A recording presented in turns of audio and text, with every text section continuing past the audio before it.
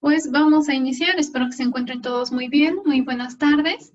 El día de hoy vamos a estar hablando sobre lo que son las diferentes formas de clasificación de los medicamentos y cómo ello puede influir de manera muy positiva en mi farmacia. Para empezar, vamos a ver cuáles son esas diferentes formas y vamos a ir hablando ya dentro de ellos la clasificación y cómo es que eso me puede ayudar desde a tener mejor organizada mi farmacia, a tener mejor un frenteo, hasta incluso poder aumentar mis ventas y sobre todo la agilidad y la mejor respuesta que le puedo dar a mis clientes. La primera forma de clasificarlos es de acuerdo a su naturaleza. Casi todos en nuestras farmacias normalmente manejamos medicamentos de un laboratorio farmacéutico que se llaman especialidades farmacéuticas. Sin embargo, existen medicamentos como los homeopáticos, los cuales están hechos a base de ciertas sustancias específicas. De hecho, hay un catálogo de medicamentos homeopáticos y se venden en farmacias dedicadas a ello. Entonces nosotros, o la gran mayoría de los que estamos en estas sesiones, pues trabajamos más con otro tipo de medicamentos. Sí llegamos a manejar dentro de nuestras farmacias medicamentos herbolarios. De hecho, este está perfecto porque no sé si ustedes han visto que incluso uno de los mayoristas maneja los famosos chochitos de árnica. Esos chochitos de árnica son medicamentos de tipo herbolarios, así como algunas otras pomadas, algunos tecitos que de repente llegamos a tener en nuestra farmacia. Ojo, cuando nosotros manejamos este tipo de productos que son considerados medicamentos herbolarios, es importante que contemos con el suplemento de la farmacopea dedicado para medicamentos herbolarios. Eso nos lo van a llegar a pedir si tenemos alguna visita por parte de la autoridad. No está mal tenerlos, los podemos ofrecer a nuestros clientes y eso nos va a abrir un poco más nuestro mercado, porque muchas veces, este ejemplo es, los chuchitos de árnica los ocupan cuando las personas tienen golpes, cuando los bebés les están empezando a salir los dientitos, etcétera, etcétera. Y esto es importante que lo tengamos porque hay personas que en la actualidad pues no confían tanto en los medicamentos alopáticos y prefieren consumir este tipo de productos. Entonces, si nosotros tenemos esa alternativa, vamos a tener ahí una palomita o una estrellita, porque ya sé que si yo requiero comprar unos chochitos de árnica o si quiero comprar unas cápsulas de ajo o unas gotitas de diente de león, las voy a poder encontrar en esa farmacia sin ningún problema. Y si también necesito un paracetamol, perfecto, voy a tener acceso a ambos productos en el mismo lugar. Entonces, esta variedad me puede ayudar a incrementar las ventas y la ventaja es que algunos de nuestros mayoristas ya manejan este tipo de productos. El siguiente son los alopáticos, los que ya todo el mundo conoce, que son fabricados por laboratorios farmacéuticos, los anuncian en la tele, tienen una forma farmacéutica y son por sustancias químicas. La gran mayoría de ellas son sintéticas, si bien son derivadas de origen natural, sí pueden ser origen natural o sintético, y pues estas son las que nosotros tendemos a manejar mayormente en nuestra farmacia. Ahora bien, dentro de esa gran variedad tanto alopáticos como herbolarios, como incluso los homeopáticos, existen diferentes formas farmacéuticas. El conocer cuál es su forma farmacéutica me va a poder ayudar a tenerlos identificados en mi farmacia, poderlos tener separados y poder tener especial cuidado en ciertos productos. Por ejemplo, si yo sé que es una emulsión es una combinación de dos tipos. Normalmente es uno que es soluble en agua y otro que es de tipo aceitoso. Y la emulsión se encarga de encapsular este principio activo que va dentro de una fuente lipídica. Entonces, si yo sé que tengo emulsiones, esas por ningún motivo tienen que estar expuestas directa al sol. De hecho, ningún medicamento, pero sobre todo esas, no. ¿Por qué? Porque van a empezar a tener un proceso de enranciamiento. Entonces, al final sobre todo la emulsión, pues va a causar un problema de mal sabor, se me va a deteriorar un producto y puede causarle algún problema a nuestro paciente. Otro tipo de insumos, por ejemplo, los supositorios y los óvulos. Si yo sé que estoy en una farmacia que no puedo controlar muy bien la temperatura y casi siempre estoy al límite en los 30 grados centígrados, lo que tengo que hacer es que este tipo de medicamentos, supositorios u óvulos, los voy a tener quizá en el refrigerador. ¿Para qué? Para evitar que se derritan. De repente, no sé si les ha llegado a pasar, a mí me pasó con mis sobrinitos, que abrías el supositorio y estaba todo deformado, o sea, ya no tenía la forma así bonita, pues sí, una forma real de cuando se fabrica, sino que ya parecía un labial que cuando lo dejas ahí en el carro se te deshace y luego se vuelve, cuando se enfría se vuelve a formar, pero ya queda todo deforme. Entonces eso ya no es apto para ni para la venta, ni para la administración, ni para nuestro consumo. Otro tipo de forma farmacéutica es, por ejemplo, los aerosoles. Esos por seguridad también tenemos que tener muy bien controlada la temperatura. Sabemos que un aerosol, digo, es imposible, pero hay lugares como Mexicali, como les contaba en la sesión pasada, en donde llegan a veces hasta los 50 grados centígrados o 40 a la sombra. Si nosotros tenemos este producto expuesto a ese tipo de temperaturas, podemos ocasionar que todo lo que aquí se encuentra pues pueda generar una degradación o incluso que llegue a explotar el envase. Tenemos otro tipo de productos, los cuales, por ejemplo, sabemos que su envase es de vidrio, como los jarabes y demás. Entonces ya sé que si este es de vidrio, pues quizás no me convenga ponerlo en la ubicación hasta arriba en mi anaquel, quizás me convenga tenerlo más abajo en medio para que si acaso se me llega a caer, no se rompa mi producto, porque pues no es lo mismo que se caiga de 2 metros de altura que se me caiga de unos 20 centímetros. Entonces, todo eso, el tipo de forma farmacéutica me va a ayudar primero a asegurarme de tenerlo en las condiciones adecuadas, en cuales sí tengo que hacer sobre todo mayor énfasis, a saber en dónde lo tengo que poner y aparte a poderlos identificar. Cuando nosotros tenemos personal nuevo en la farmacia, muchas veces el pobre batalla mucho el primer día. Por más que son medicamentos y sí se llaman igual, no en todas las farmacias los tenemos acomodados de la misma manera. Entonces, está mejor decirle al chico, oye, este pasillo es de los jarabes y están también por orden alfabético de sustancia activa. Este pasillo de aquí, este ya es de las tabletas, este es de los supositorios, aquí vas a encontrar los óvulos, aquí las cremas. Es mucho más fácil para el chico porque en cuanto le llega la receta, él la revisa y dice, ah, crema, ya sé que me tengo que ir al pasillo 3. Y aparte veo que su principio activo o su nombre comercial, eso ya depende igual cómo lo quieran acomodar, empieza con la letra C. Entonces ya sé que tengo que empezar de izquierda a derecha y de arriba hacia abajo. Si empezara con la letra Z, pues me voy directamente de abajo hacia arriba, porque está en orden alfabético. Entonces eso va a agilizar a que el paciente no esté ahí 10 minutos esperando a que el chico de aquí a que va, se pierda en todos los pasillos, regresa y ya me trae mi medicamento. Aparte de que esto ayuda muchas veces ya que hay productos que tienen, es la misma sustancia activa, la misma concentración o muy similar, pero en diferente presentación. Entonces no es lo mismo tener un jarabe para adultos que un jarabe para niños. La concentración es diferente. Muchas veces los pacientes que llegan a ir con nosotros, sobre todo en el caso de adultos mayores, ya no alcanzan a ver esas pequeñas letras. Y como los laboratorios normalmente por presentación manejamos los mismos colores, pues es posible que la persona no vea que el jarabe que le dimos no era para adultos, era para niños, entonces no va a tener el mismo efecto. Y ahora imagínense que tenemos jarabes que ya son especiales para pacientes diabéticos, que no le demos un jarabe reducido en azúcar a un paciente diabético o un paciente hipertenso, pues le vamos a causar un grave problema de salud. La siguiente es por su acción terapéutica. Esto es muy interesante porque esto nos va a ayudar a tener nuestros productos OTC, que son los de libre venta, al alcance del cliente y ayudarlo, orientarlo a saber cuál es el que necesita. Muchas veces en las farmacias no nos gusta, o bueno, al menos a mí de manera personal, no me gusta a veces hacer fila para llegar a pedir un antigripal, que sé que lo puedo tomar en el pasillo. Entonces, si voy por el pasillo, veo el pasillo de antigripales, reviso cuáles hay, veo costos, veo sustancias, etcétera, etcétera, y elijo el que yo quiero.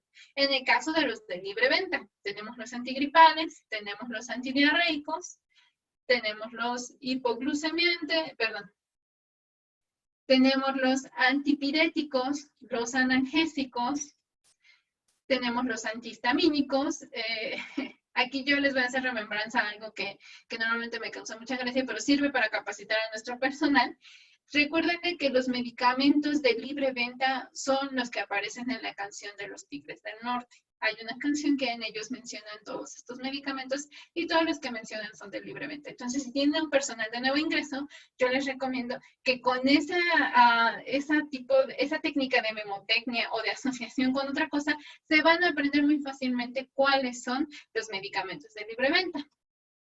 También tenemos ya los medicamentos que no son como tal de libre venta, porque requieren una receta médica. Sé que en muchas de nuestras farmacias normalmente no solicitamos esa receta, simplemente a veces nada más revisamos para ver la concentración y la presentación, pero hay otras veces que el paciente ya llega directo y ya me pide un producto en específico. Pues quiero una metformina de 700 miligramos de liberación prolongada.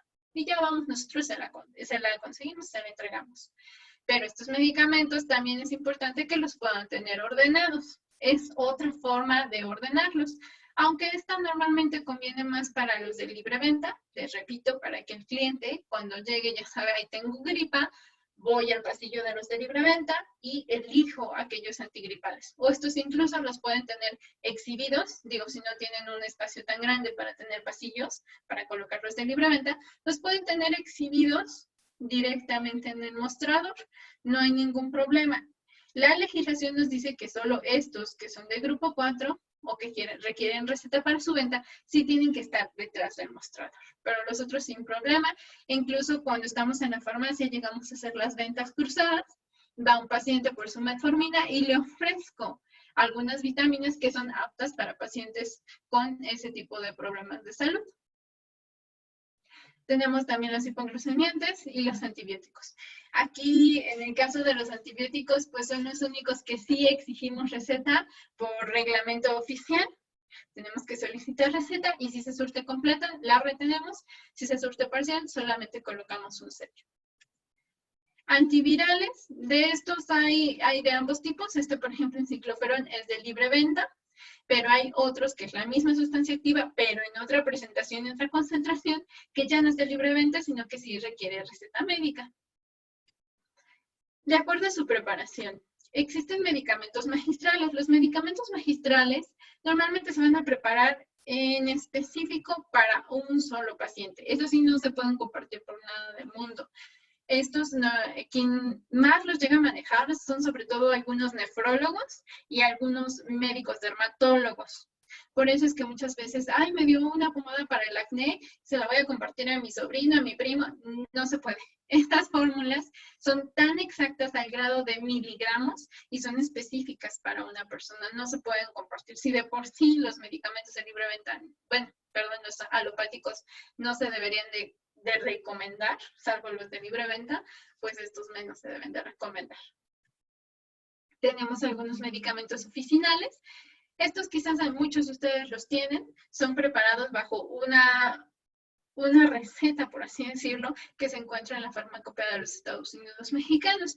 Aquí como ejemplo tenemos, no sé si ustedes los conozcan, los famosos espíritus de tomar y espíritus de ondar.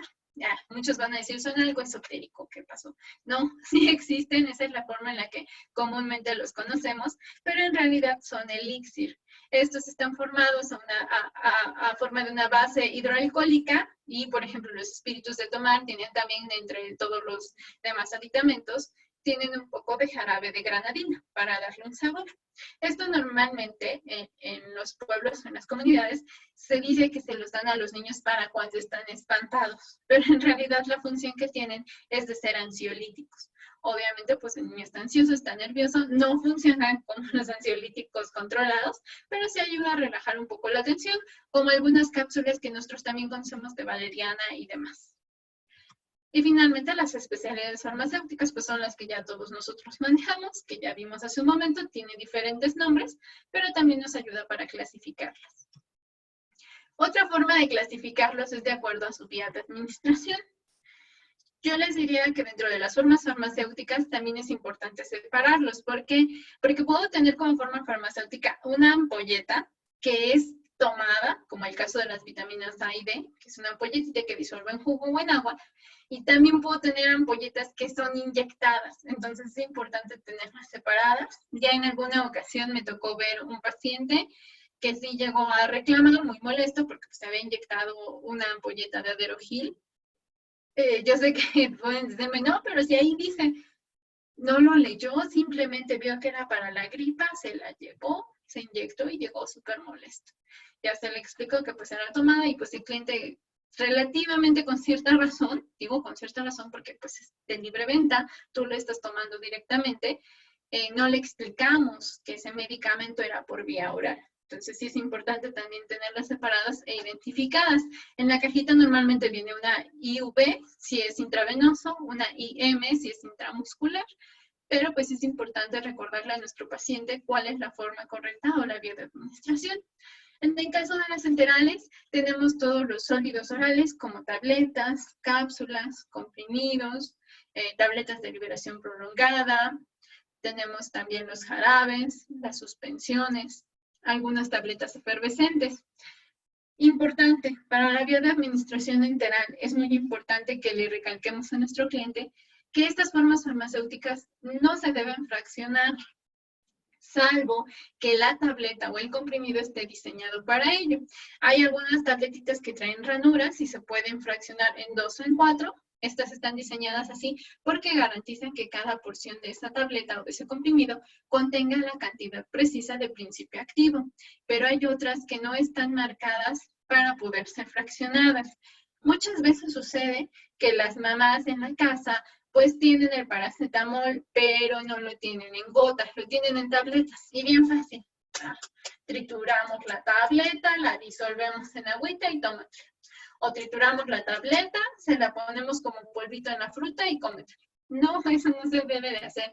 Al momento de que nosotros estamos triturando todos esos medicamentos, estamos alterando la forma física o la estructura de la molécula del principio activo, por lo cual muchas veces no garantizamos que tenga el mismo efecto.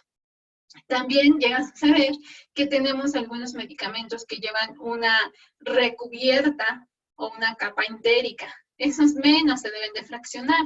Esta capa entérica está diseñada para proteger al principio activo de los jugos gástricos. Entonces el medicamento llega, cae el estómago y ahí se mantiene hasta que pasa a la primera porción del intestino, que es donde empieza ya a liberarse y a absorberse el principio activo.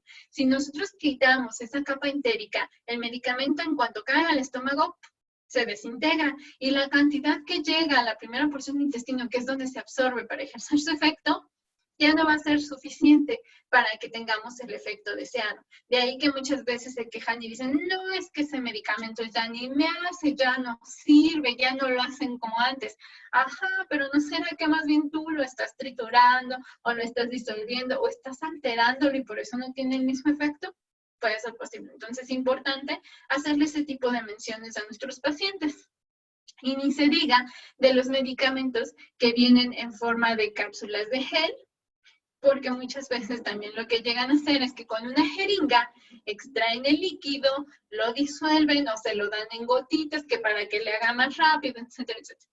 Pero no sabemos realmente si ese producto está diseñado para que se pueda absorber en los vasitos que tenemos aquí debajo de la lengua, o si al colocarlo ahí, la saliva y demás enzimas que tiene la saliva van a terminar por desnaturalizarlo y no va a hacer ningún efecto. Entonces es importante siempre tratemos de seguir las indicaciones. Y en la farmacia, cuando nos llega una receta y queremos intercambiarlo, ojo, siempre tiene que ser mismo medicamento, misma concentración, misma forma farmacéutica. No puedo cambiarle a un paciente una forma farmacéutica de liberación prolongada por una de liberación normal. No va a tener el mismo efecto. Entonces tenemos que tener mucho cuidado con esa parte. Otra de las formas de clasificarlo es de acuerdo a su venta y suministro. De ahí que tenemos los diferentes grupos. El primero de ellos, pues, es el más controlado, es el grupo de estupefacientes. Normalmente se ocupan para el tema de las anestesias a nivel quirófano. De grupo 2 tenemos algunos psicotrópicos, lo mismo que de grupo 3. Todos estos medicamentos requieren receta. Los de grupo 1 es una receta especial con código de barras, si no cualquier médico puede emitirla. Los de grupo 2 y grupo 3 ya es una receta ordinaria, pero sí foliada y con todos los datos que debe de llevar una receta. Y la vigencia es variable. ¿Por qué? Porque estos medicamentos, a diferencia como lo veíamos de que llega un paciente y me pide su metformina y se la entrego sin problema, estos medicamentos, aunque el paciente ya lo conozco, que cada mes viene por su Rivotril, no se lo puedo surtir si no trae su receta. De hecho, las recetas me las tengo que retener, tengo que registrarlas en el libro y son de muy delicado manejo. Por eso es que se exige la receta. De hecho, hace, ¿qué serán?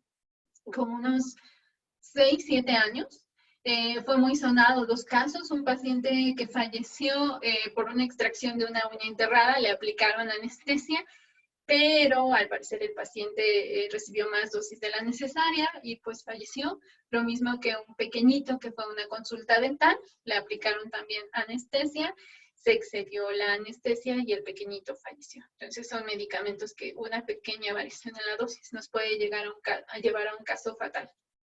Después tenemos los medicamentos de grupo 4, que son la gran mayoría de los medicamentos que manejamos o que conocemos, como la metformina, la hidroclorotiazida, el paracetamol, etcétera, etcétera. Y estos, en teoría, requieren receta para su venta. Sé que, como decíamos, muchos ya no solicitamos la receta, pero sí deberíamos de solicitarla, sobre todo para asegurarnos que estamos entregando el correcto en cuanto a presentación, concentración, vía de administración y forma farmacéutica. El cuarto, el quinto y el sexto grupo son medicamentos de libre venta, lo que ya decíamos, antigripales, antidiarreicos, antihistamínicos, que pueden estar al alcance de nuestro paciente. También entran ahí algunos multivitamínicos, que pues obviamente dependerá de la condición del paciente, porque no todos pueden tomar multivitamínicos. Por ejemplo, los pacientes con temas de hipotiroidismo no podemos consumir cualquier tipo de multivitamínico. Entonces es importante considerarlo.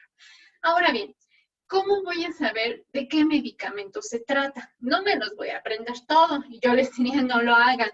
Es algo innecesario, puesto que ya tenemos muchas fuentes de información, como el PRM-Vademecum, en el cual podemos consultar tanto el efecto como la sustancia activa, la concentración, las presentaciones, entre otros datos. Y estos vienen en la caja o en el marbete de nuestras cajas. Viene el registro sanitario, el cual nos indica a qué fracción o a qué grupo pertenece nuestro medicamento. Viene la vía de administración. En el caso de los medicamentos de libre venta, viene la dosis sugerida o las indicaciones de uso sugeridas. En los medicamentos de grupo 4 siempre nos va a decir consulte a su médico. Vienen todas las leyendas de precaución, como no administrarse en personas embarazadas o lactando o en niños menores de cierta edad. Vienen también los datos de lote y fecha de caducidad. Viene el código de barras, un precio sugerido de venta o el PMP. Y viene ya todo el tema de los principios activos que contiene, tanto el nombre como la concentración. Asimismo viene la forma farmacéutica y la vía de administración. Entonces, en base a toda esta información que yo tengo en mi marbete, me va a ayudar a hacer el acomodo en mi farmacia. Un correcto acomodo me va a ayudar a reducir mermas, ya sea porque se me cayó y se rompió, pero pues cómo no se te iba a romper si tenías las ampolletas a 2 metros de altura del piso. Aunque traigan su blister de plástico de protección, pues el impacto es muy fuerte y pues se te va a romper. O se te rompió el polvito de la penicilina, pues sí, porque lo tenías a 2 metros, pero si tú los colocas en el primer estante, pues vas a reducir ese tipo de riesgos, porque aunque se te caiga el impacto no es tan fuerte y a veces llegas a salvar el producto, no se rompe. También para que me va a ayudar, no mermas en cuestión de que se me echó a perder o de que se caducó. El tema que muchas veces muchas farmacias no llegamos a seguir, que es la farmacovigilancia. Muy pocas veces le preguntamos a nuestro paciente cómo le fue, le funcionó, o a veces llegan a decirnos, no, es que me siento peor, ahora me duele el estómago. Y vamos, sí, tómese su omeprazol, no se preocupe, con esto se le quita. Pero no sabemos si en realidad el medicamento le hizo daño por otra cosa. Entonces, eso forma parte de lo que se conoce como farmacovigilancia. Las farmacias estamos obligadas a hacer el tema de farmacovigilancia. No todos lo hacemos, no se espanten, no es difícil. Todo está en la página del COFEPRIS. Si ustedes gustan, después podemos hablar de cómo se lleva a cabo el proceso de farmacovigilancia. ¿Para qué me va a ayudar también? Para tener un mejor control sobre la dispensación. Les decía, si yo contrato a una persona nueva el día de hoy, es más fácil que le entregue un croquis o que abajo en el pasillo, en el piso, tenga yo inyectables. O en el anaquel coloque yo la leyenda de jarabes. antibióticos, antihipertensivos. Y aparte, si además de eso los tengo ordenados por orden alfabético, ya sea por principio activo o por presentación comercial, pues va a ser muchísimo más fácil para el chico poderlos identificar y surtir de manera más eficiente las necesidades de nuestro cliente. Y finalmente, el tema de los genéricos y los de patente. Aún hoy en día existe mucho el tema de si los genéricos sirven o no sirven. Yo les diría, si es genérico y tiene registro de Secretaría de Salud, sí sirve. ¿Por qué? Porque Secretaría de Salud ya se encargó de hacer los estudios de biodisponibilidad y bioequivalencia. Hemos escuchado mucho esas palabras y a veces no sabemos del todo qué significan. Pues bien, la biodisponibilidad significa que tiene el mismo efecto o la misma cantidad de producto disponible dentro del organismo para ejercer el efecto deseado. Y la bioequivalencia va en cuanto a que sea la misma presentación, en la misma concentración y que obviamente al ingresar al organismo tengamos el mismo efecto. Entonces, estas dos pruebas de biodisponibilidad y bioequivalencia se realizan por parte de la Secretaría de Salud al otorgar un registro a uno de nuestros medicamentos. Tenemos que llevar los resultados por un tercero autorizado, no es propiamente la Secretaría de Salud, sino que tiene terceros autorizados que se dedican a hacer este tipo de pruebas. Ellos emiten un resultado, tú armas todo tu paquete, lo presentas ante COFEPRIS y te dan como respuesta tu registro sanitario. Si no cumples con eso, no te van a dar tu registro. Además de que están haciendo pruebas constantes para renovación de registro. No es de que fui a hacer mi registro hace 30 años y sigue vigente al día de hoy. No, no funciona así. Entonces, ¿sí son confiables? Sí. ¿Sí me van a hacer efecto? Sí. ¿Sí son igual que el de patente? Sí. Sin embargo, tenemos que respetar la prescripción del médico. ¿Eso qué quiere decir? Si el médico en la receta solamente me pone el nombre de Alevian Duo, tengo que entregar el Alevian. Si me pone Alevian y entre paréntesis bromuro de pinaverio dimeticona, entonces ya me está dando la opción a que le puedo ofrecer a mi paciente un genérico. A mi paciente, ¿en qué le va a beneficiar? Pues le va a beneficiar en el tema de su bolsillo, va a ser muchísimo más económico. ¿Por qué son más económicos los genéricos? Porque ellos, a diferencia de los de patente, ya no tuvieron que invertir 5, 6, 7, 10 años en todo el tema de investigación. Simplemente lo que hacemos es tomar la fórmula que ellos ya lograron, la reproducimos y me ahorré todo ese gasto. Sin embargo, el medicamento de patente pues es más caro porque tiene que recuperar toda esa inversión que ya hizo para lograr esta formulación. Son iguales. Hace mucho tiempo se tenía la duda o se generó mucha desconfianza porque existían los medicamentos similares. ¿Eso qué quiere decir? Que nosotros veíamos un paracetamol de patente y solamente decía paracetamol y veíamos un paracetamol genérico que decía paracetamol hexahidratado. ¿Eso qué quiere decir? Que la molécula de paracetamol tenía 6, pongámoslo así, 6 gotitas de agua pegadas y por lo tanto esas gotitas de agua pues no garantizaban que tuviera al final el mismo efecto. Era muchísimo más barato incluso que los genéricos. ¿Por qué? Porque el laboratorio se ahorraba ese gasto de quitarle las 6 gotitas de agua para que quedara la molécula pura. Después de que se dieron cuenta pues, que estos medicamentos en realidad no eran ni biodisponibles ni bioequivalentes, salieron del mercado y solamente están permitidos los genéricos intercambiables. Al principio incluso se les tenía que colocar las marcas GI de identificación. Actualmente ya no es necesario, pueden tener genéricos de marca como este, tiene su propia marca, aunque la sustancia activa y demás sea un genérico del de patente. Estos también me van a ayudar mucho en mi farmacia. Si yo manejo mi línea de patente y tengo aparte mis genéricos, pues puedo abordar a los dos públicos.